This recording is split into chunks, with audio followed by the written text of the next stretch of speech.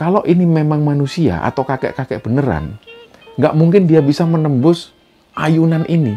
Jadi kelihatan sosok kakek-kakek ini menembus ayunan mainan anak-anak itu, terus langsung menuju ke arah pohon beringin. Dan disinilah Fuad menyaksikan orang-orang ini bukan orang Jawa pada umumnya. Wajah mereka itu terkesan seperti orang-orang bule, atau lebih tepatnya orang-orang Belanda. Dan pakaian mereka yang cewek-cewek itu mereka pakai gaun warna putih, sedangkan yang laki-laki dia itu pakai jas.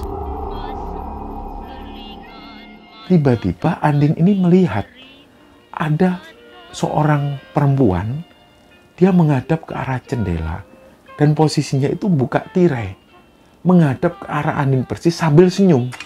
Nah, senyumnya itu aneh, wajah beliau itu pucat. Karena manakah gerangan nan dapat merabahkan jantung Tuan hamba? Ku jawab dengan senyum tertawa, tak satu antara dua.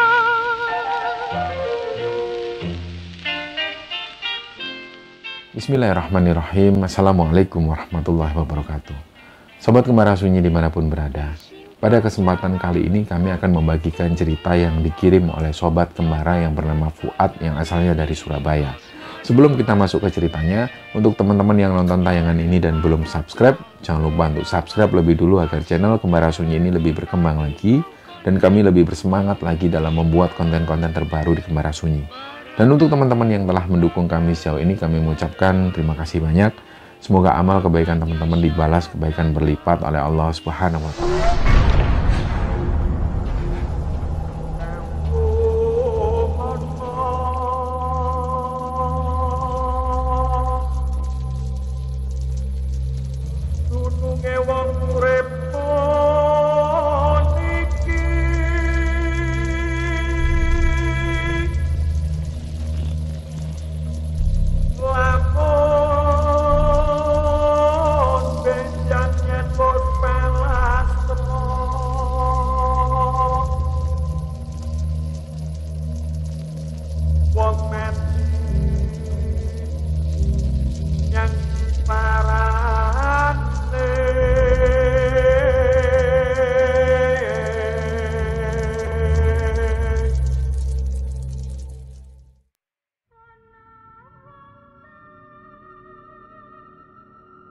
Cerita kali ini teman-teman ceritanya dikirim oleh Sobat Kembara yang bernama Fuad. Fuad ini asalnya dari kota Surabaya dan dia sudah menikah. Istrinya ini namanya Andin. Jadi ceritanya di tahun 2012 waktu itu Fuad ini sudah menikah dengan Andin dan pada waktu itu mereka belum dikaruniai anak. Jadi di sekitaran bulan November di tahun 2012 itu, Andin ini dikabari oleh sahabatnya yang tinggal di Jakarta. Jadi zaman-zaman kuliah itu Andin ini punya sahabat, 3 orang sahabat cewek-cewek semua, dan ada 1 cowok.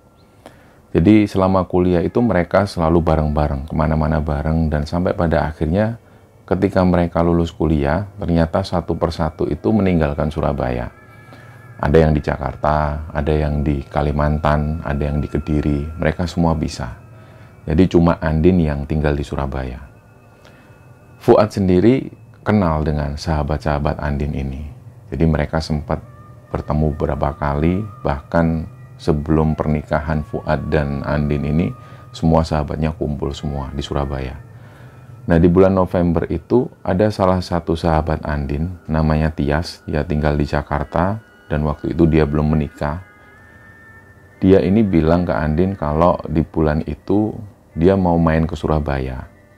Karena ada urusan dinas. Jadi selama dinas di Surabaya, Tias ini minta ke Andin, sebelum dia balik ke Jakarta, dia ingin kumpul bersama teman-temannya semua. Akhirnya Andin pun hubungi sahabat-sahabatnya itu, kecuali 1 orang yang tinggal di Kalimantan. Dia nggak bisa pulang ke Surabaya. Jadi Tias itu pengen mereka ini liburan di villa. Mereka menghabiskan waktu di sana selama 2 hari. Setelah itu baru Tias balik lagi ke Jakarta. Andin pun setuju. Jadi pada saat itu Andin hubungi suaminya si Fuad ini, mereka bareng-bareng cari villa. Jadi kita nggak akan sebutkan nama villanya, kita sebut saja villa ini villa kayu. Lokasinya ada di sekitaran Jawa Timur, jaraknya sekitar 40 kilo lah dari Surabaya. Nah sebelumnya mereka ini nggak pernah nyewa villa kayu ini. Mereka dapat rekomendasi dari temen omnya Fuad. Dan setelah mereka mendapatkan kontak villa kayu ini, mereka sempat survei sebentar, Fuad dan Andin ini. Dan begitu sampai di sana melihat lokasi villa, ternyata lokasinya ini bagus. Villa ini nggak terlalu besar. Mungkin villa ini dibuat di era-era zaman Belanda, di sekitaran tahun 1920-an. Karena di sana banyak sekali villa-villa dengan corak bangunan Belanda yang dibuat dari kayu, dibuatnya di sekitar tahun 1920-an itu. Begitu Fuad datang, dia melihat pemandangannya juga bagus, dan di villa itu juga lengkap, ada alat masak, tempat tidur juga 4, ada juga fasilitas karaoke. Jadi Fuad merasa ini dirasa cukup lah. Akhirnya mereka pun bayar DP dan mereka balik lagi ke Surabaya sambil nunggu kedatangan si Tias. Singkat cerita, Tias ini datang dan dia menyelesaikan pekerjaannya selama hampir semingguan itu. Setelah itu barulah hari Sabtu siang mereka berangkat bareng-bareng menuju ke villa kayu tersebut. Ada sekitar 7 orang termasuk si Fuad ini. Jadi 2 cowok dan sisanya perempuan semua, sahabat-sahabatnya si Andin. Begitu sampai di sana sekitar jam setengah 4 sore, suasana di sekitar villa kayu itu kabutnya tebal banget. Bahkan waktu itu mobil mereka ini sempat melambat karena Fuad takut kabut ini terlalu tebal, dia nggak bisa ngelihat sesuatu yang ada di depannya. Fuad pun memperlambat laju mobilnya. Begitu sampai di sana, ada seorang perempuan. Perempuan ini ternyata belakangan diketahui dia ini anak dari penjaga villa. Waktu itu dia bilang bahwa bapaknya yang biasa ngurusi villa ini, beliau sedang dalam posisi sakit. Nah setelah itu barulah dipersiapkan semua. Awalnya Fuad dan yang lain ini nggak melihat area sekitar. Jadi mereka fokus di pemandangan yang ada di depan villa. Di sebelah kanan villa sebenarnya ada lagi villa. Villa ini juga bangunan Belanda. Karena lokasinya ada di perbukitan, jadi villa yang di sebelah kanan itu posisinya agak menurun. Jadi dari arah villa kayu tersebut, ini bisa melihat atap dari villa yang ada di sebelahnya. Di situ mereka cuma melihat sekilas, villa yang ada di sebelah villa kayu ini kayaknya sudah lama sekali nggak berpenghuni. Nah mereka nggak fokus di sana, mereka fokus bercengkrama, menikmati pemandangan dan lain sebagainya. Barulah sekitar jam 7 malam, mereka ini bikin acara barbekyuan. Mereka bakar-bakar di sana sambil ngobrol, ngalor ngidul. Di sekitar jam 9 malam, yang cewek-cewek ini mulai masuk kamar. Jadi tinggallah yang ada di depan itu Fuad dan satu lagi namanya Tono. 2 orang ini memutuskan untuk karaokean. Dan itu pun nggak sampai lama. Di sekitar jam 11 malam, Fuad bilang ke Tono, "Mas, kamu ngantuk nggak, Mas?" "Iya, sebenarnya aku sudah mulai ngantuk." "Ya udah yuk, kita tidur di sini aja yuk. Biarin yang cewek-cewek di dalam kamar." "Oh ya nggak apa-apa Mas, bebas aku." Nah, TV yang menghadap ke arah Tono ini, di belakangnya itu ada jendela besar dan ada tirai. Tirai ini dari sore sudah dibiarkan terbuka dan bisa melihat ke arah luar. Di luar itu ada halaman yang nggak terlalu besar dan ada satu ayunan mainan anak-anak. Di belakang ayunan mainan itu ada semak-semak dan ada pepohonan tinggi. Di situ juga ada pohon beringin. Lokasinya kalau orang Jawa bilang ini rungsep karena banyak sekali semak-semak. Nah di situ Fuad bisa melihat ke arah luar. Fuad sempat tanya ke Tono, "Mas, tirainya ditutup nggak?" "Udah nggak apa-apa Mas, biarin Mas, biar bisa melihat pemandangan luar." Memang dari dalam itu bisa melihat pemandangan yang ada di luar. Terlihat lampu kota yang gemerlapan. Memang lokasinya bagus banget. Jadi Fuad dan Tono memutuskan tirai ini tetap dibuka. Baru setelah mereka berhenti karaokean, mereka sempat duduk-duduk sebentar, mainan HP, setengah jam setelah itu barulah Tono ini tertidur dan diikutin Fuad. Nah, belum lama Fuad ini tidur, sekitar jam setengah 1 malam, dia ini tiba-tiba kebangun, kayak ada yang memaksa dia supaya melihat ke arah luar. Nah, Fuad pun memandangkan wajahnya itu ke arah luar. Dia melihat di luar itu ada sosok kakek-kakek. Nah, sosok kakek-kakek ini jelas terlihat oleh Fuad. Beliau ini nggak jalan, tapi kayak melayang. Melayang terus menuju ke arah ayunan anak-anak itu. Dan Fuad ini berpikir, kalau ini memang manusia atau kakek-kakek beneran, nggak mungkin dia bisa menembus ayunan ini. Jadi kelihatan sosok kakek-kakek ini menembus ayunan mainan anak-anak itu, terus langsung menuju ke arah pohon beringin. Dan pada saat ngelihat sosok kakek-kakek ini, Fuad itu nggak bisa bergerak. Dia cuma diem, kaku, nggak bisa ngapa-ngapain, tapi dia bisa melihat jelas sosok kakek-kakek ini melayang. Nah, setelah melihat kejadian itu, barulah Fuad bisa bergerak. Dia melihat ke arah Tono. Tono ini posisinya sudah tidur sambil masih megang HP. Baru Fuad ini agak bingung. Masa sih villa ini angker, perasaan pemandangannya bagus, nggak ada sesuatu yang mencurigakan. Ya udahlah. Akhirnya dia abaikan hal itu. Dia sudah punya pikiran untuk nutup tirai karena dia nggak mau lagi melihat pemandangan yang aneh-aneh. Tapi waktu itu diurungkan niatnya oleh Fuad karena dia sudah mager, dia malas untuk gerak. Dia cuma berbalik badan, menghadap ke arah tembok dan melanjutkan tidurnya. Belum lama dia tidur, dia ini terganggu dengan suara berisik dari arah sebelah. Villa sebelah yang dari tadi sore dilihat villa ini kosong, ini Fuad bisa mendengar ada suara-suara berisik. Jadi kayak ada keramaian di situ, kayak ada orang pesta, dan mereka ini muter musik. Memang nggak kenceng, tapi Fuad dengar mereka ini lagi muter musik. Nah, yang ada di pikiran Fuad waktu itu, dia cuma berpikir, ini mungkin memang ada rombongan yang baru datang. Mungkin mereka datang malam hari dan mereka baru pesta jam segini. Jadi Fuad pun tetap berpikir positif. Dia melanjutkan tidur. Setelah Fuad ini berusaha untuk melanjutkan tidur, ternyata gangguan-gangguan suara-suara ini memang cukup mengganggu. Di samping adanya suara musik, ada juga suara piring yang beradu dengan sendok dan garpu. Dan beberapa orang itu terdengar ada yang bercanda-canda.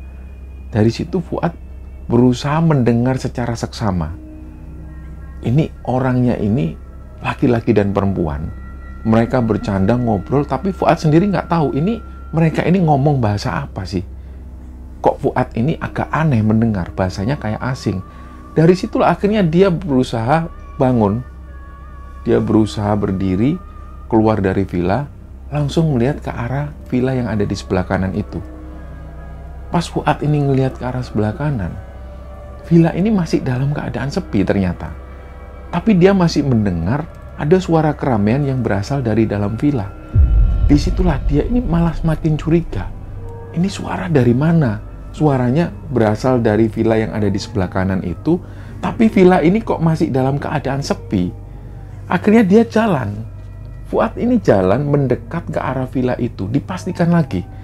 Dia ini bisa melihat dari arah atas. Dia melihat ke bawah. Di dalam itu nggak ada lampu. Jadi yang diterangi lampu ini hanya di bagian halaman dan di bagian belakang. Sedangkan di dalam villa itu ini gelap total. Nggak ada cahaya sama sekali.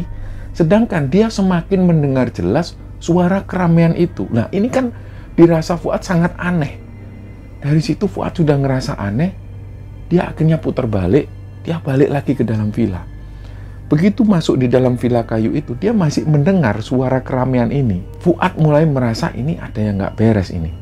Tapi dia simpen hal itu. Dan hal itu berlalu sampai pagi hari.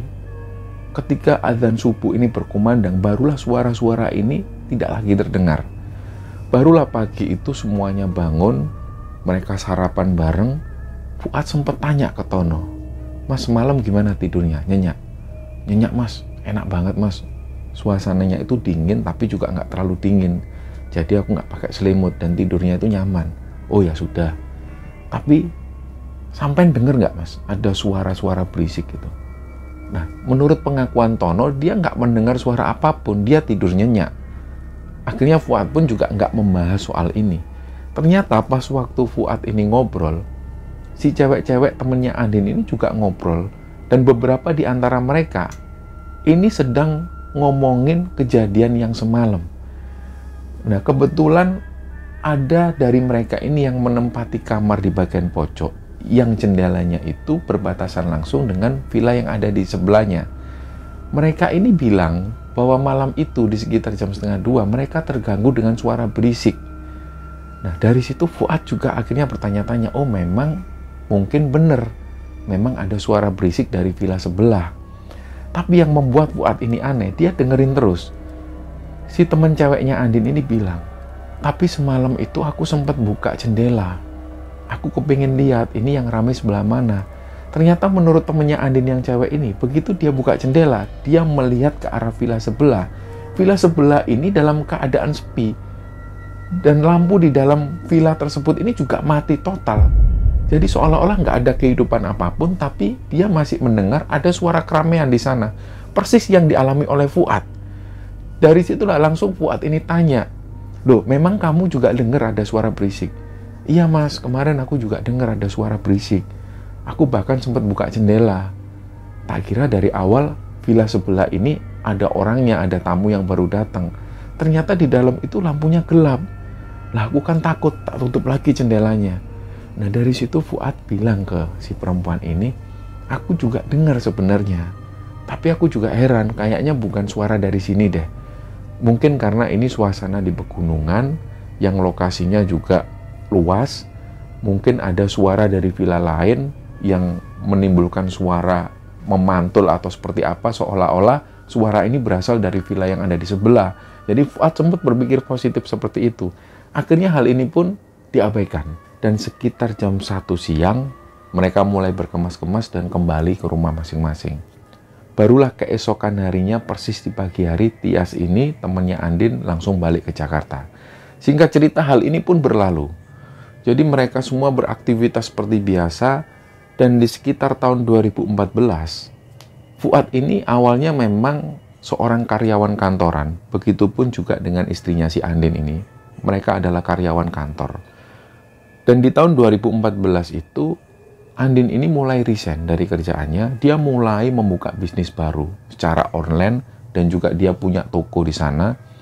Nah, berjalannya waktu, ternyata bisnisnya Andin ini semakin berkembang.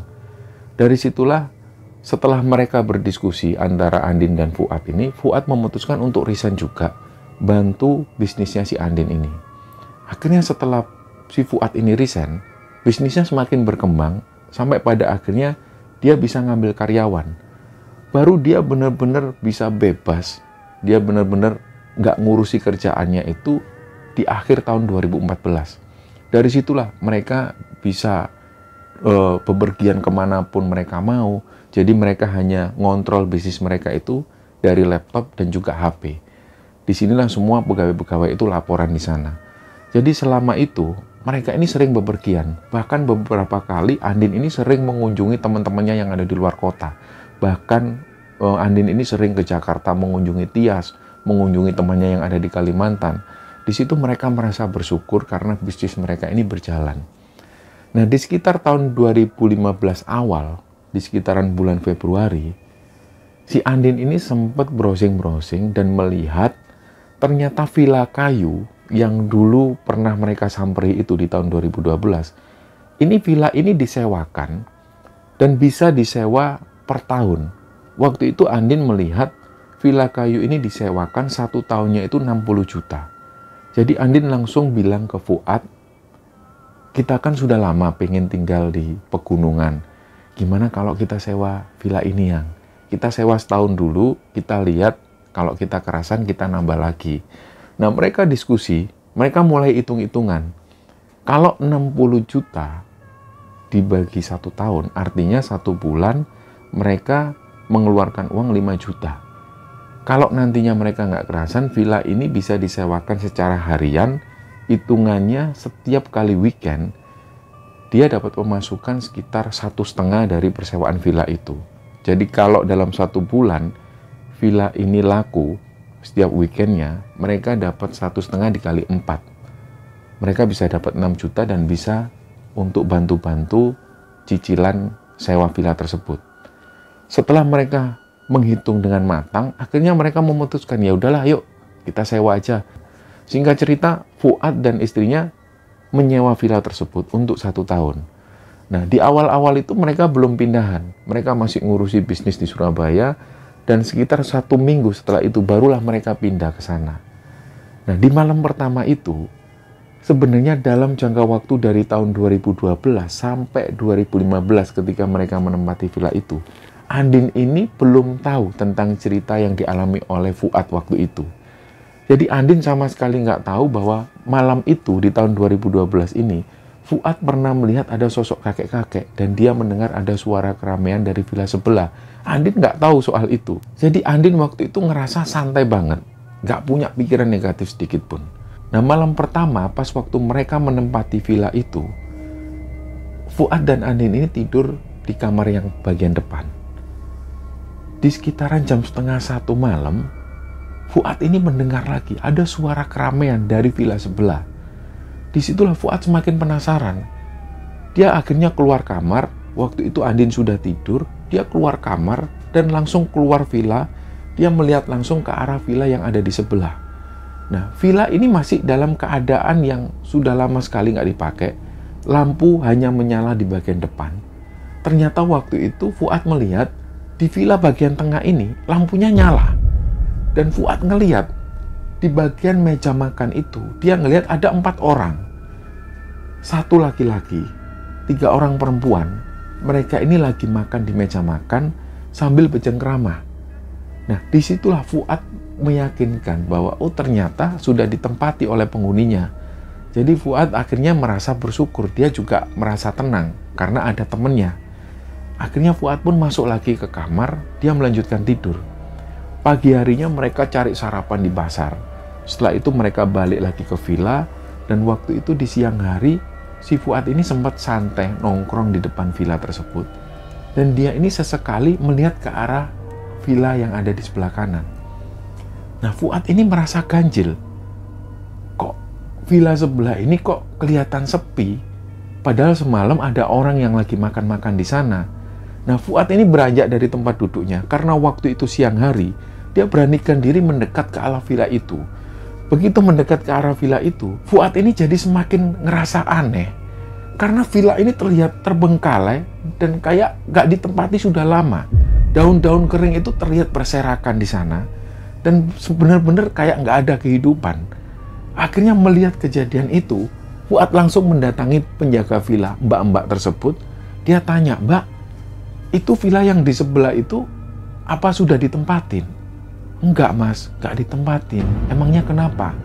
"Loh mbak, semalam itu aku ngelihat ada orang makan-makan di dalam villa itu." Nah, si mbak-mbak ini meyakinkan lagi ke Fuad, "Enggak ada mas, villa itu memang sudah lama enggak dipakai. Pemiliknya tinggalnya di Surabaya, sudah lama sekali enggak kesini." Fuad enggak percaya karena dia melihat dengan jelas kejadian waktu itu. Dia melihat betul ada 3 orang perempuan dan 1 orang laki-laki. Mereka makan muter di meja makan itu sambil bercengkrama. Gak mungkin kalau nggak ada penghuninya. Nah, setelah mereka bersih tegang, akhirnya si mbak-mbak ini memastikan lagi. "Sudahlah mas, saya bisa pastikan nggak ada orang."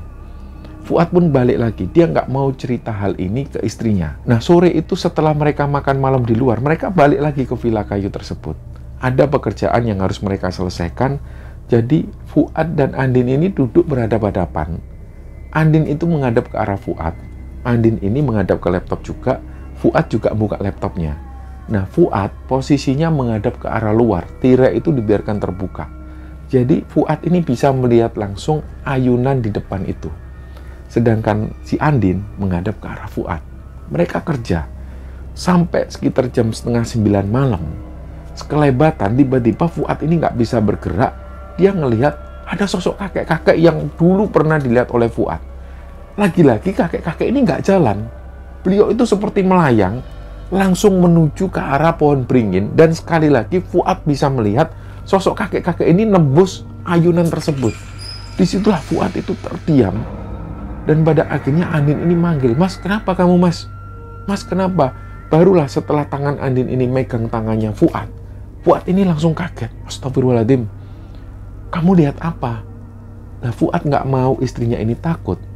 Dia bilang, enggak, aku cuma ngelamun sebentar. Kamu itu di tempat kayak gini ngelamun. Udah yuk, ayo. Udah yuk, beresin kerjaannya yuk. Kita masuk kamar aja yuk. Akhirnya mereka pun bereskan laptop. Mereka semua masuk kamar. Nah, malam itu Fuad nggak bisa tidur. Teringat dengan kejadian yang baru dia lihat. Dan dia masih penasaran tentang beberapa orang yang makan di villa tersebut. Akhirnya di sekitar jam 12:30 malam, Fuad ini mendengar lagi ada orang yang ngobrol dan ada orang yang bercanda. Tapi Fuad nggak jelas ini mereka ini ngomong dengan bahasa apa. Karena suara mereka ini samar-samar. Fuad ini bangun, dia beranikan diri buka pintu kamarnya, dia keluar dari villa dan langsung menuju ke villa yang ada di sebelahnya. Malam itu dia melihat lagi-lagi di dalam villa tersebut ini tirainya terbuka. Kelihatan yang ada di dalam itu ada 1 orang laki-laki, 3 orang perempuan. Mereka makan di meja makan sambil ngobrol. Dan Fuad waktu itu memperhatikan dengan jelas wajah dari orang-orang yang makan ini. Wajah mereka ini semuanya pucat. Dan disinilah Fuad menyaksikan orang-orang ini bukan orang Jawa pada umumnya. Wajah mereka itu terkesan seperti orang-orang bule, atau lebih tepatnya orang-orang Belanda. Dan pakaian mereka yang cewek-cewek itu mereka pakai gaun warna putih, sedangkan yang laki-laki dia itu pakai jas. Jadi mereka makan di meja makan sambil ngobrol. Dan waktu itu seolah mereka ini nggak memperhatikan kehadirannya Fuad.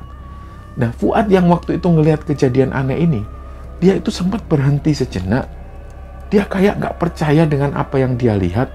Barulah setelah itu dia melihat lagi di sudut mata bagian kiri itu. Dia melihat sosok kakek-kakek ini yang lewat. Dan lagi-lagi dia ini melayang. Pas waktu Fuad ngelihat sosok kakek ini melayang menuju ke pohon beringin itu, barulah Fuad bisa bergerak lagi. Dia agak berlari-lari kecil, balik lagi ke kamar, dan langsung melanjutkan tidur. Selama Fuad ini ada di dalam kamar, dia nggak bisa tidur. Dia masih mendengar ada suara orang yang bercanda itu. Ada orang yang ngobrol. Sedangkan Fuad ini juga merasa ganjil. Kenapa kok Andin ini nggak mendengar sama sekali? Padahal suaranya itu juga lumayan berisik. Barulah pagi harinya, Fuad memberanikan diri tanya ke istrinya itu. Yang, kamu itu semalam nggak mendengar apa ada suara berisik? Enggak kok, aku ngerasa nggak ada suara apa-apa, tidurku nyenyak. Memang kamu dengar apa? Dengar suara apa?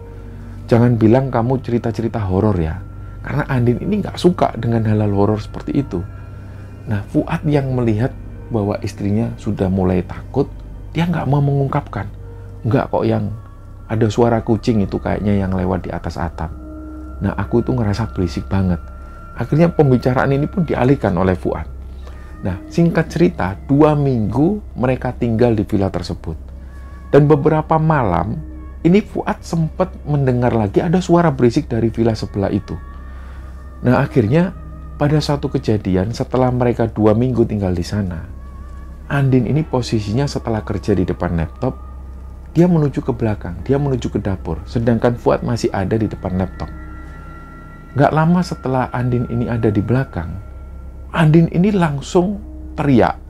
Dan setelah itu, Fuad mendengar ada suara orang jatuh. Nah, Fuad ini kaget. Dia langsung beranjak dari tempat duduknya menuju ke belakang.